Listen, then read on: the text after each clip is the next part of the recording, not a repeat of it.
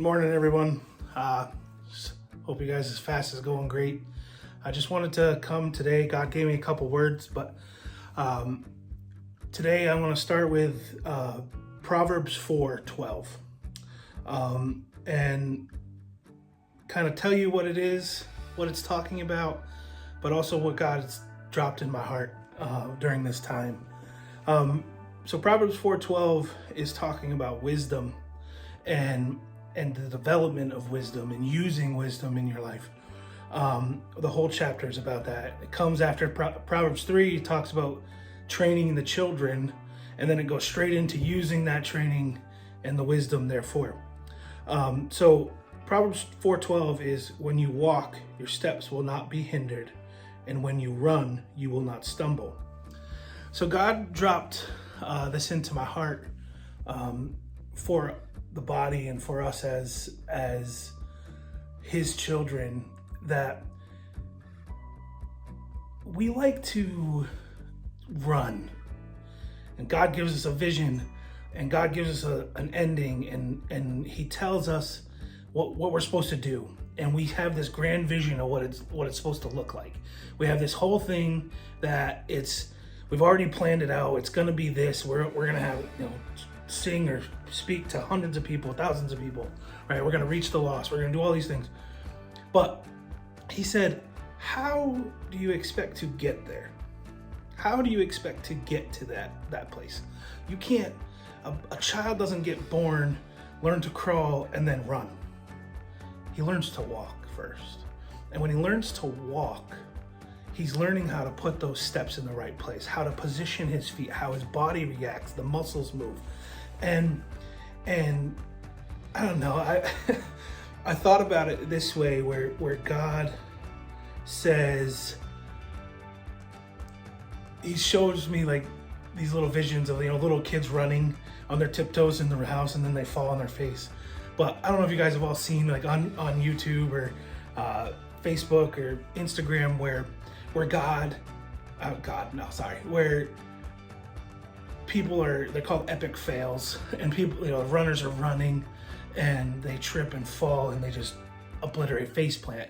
Or this group of old men line up to do a race like they were 18 again, and then they run and they run, and all of a sudden the one dude just face plants and rides on his face. And it's funny, but it speaks volumes to knowing what your limits are. And when we first start out, we always want to get to that end goal. We always rush to get to the end goal, and we want to skip the walking phase. But we learn so much in the walking phase. We learn so much when we just take stride for stride where God's leading us, and we learn so much from him telling us to walk at his pace, because he's going to guide us there.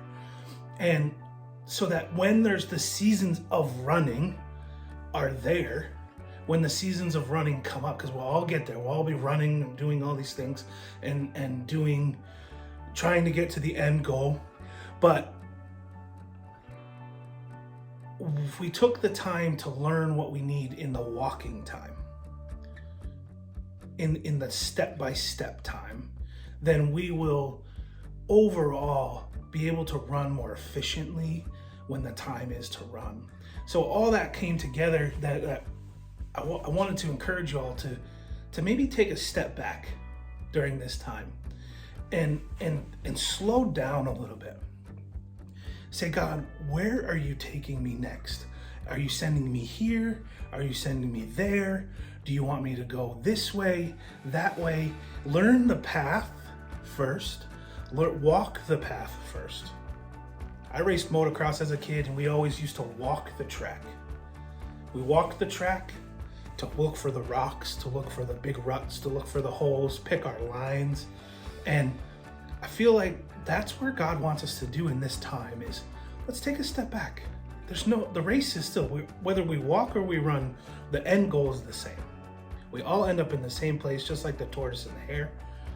So in this time, God's telling us to step back, relax, take a breath, and walk with him, talk with him, because the days of running are coming.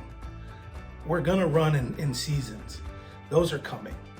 So in this time, during this fast, step back, listen to God, walk with him, talk with him. Find out where the next step is. Then be prepared for the run.